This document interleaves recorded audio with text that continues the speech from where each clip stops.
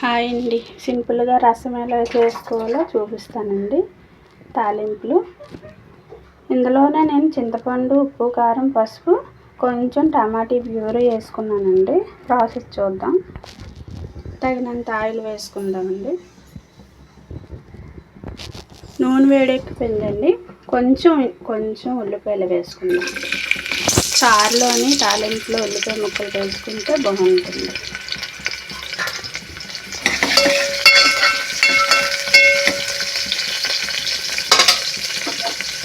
వెల్లుల్లిపాయలు వేసుకుందాం. కొంచెం వేగాలండి. బాగా వేగిపోయండి. ఇప్పుడు తాలింపులు వేసుకుందాం.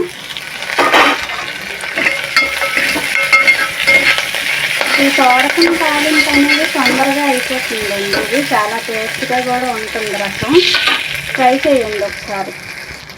బాగా వేగిపోయిందండి.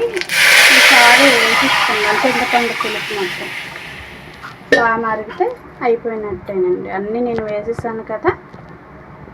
రసం అయితే అయిపోయిందండి. మా వీడియో నచ్చితే లైక్ చేయండి, షేర్ చేయండి, సబ్స్క్రైబ్ చేయడం మాత్రం మర్చిపోవద్దు. కామెంట్ కూడా పెట్టండి.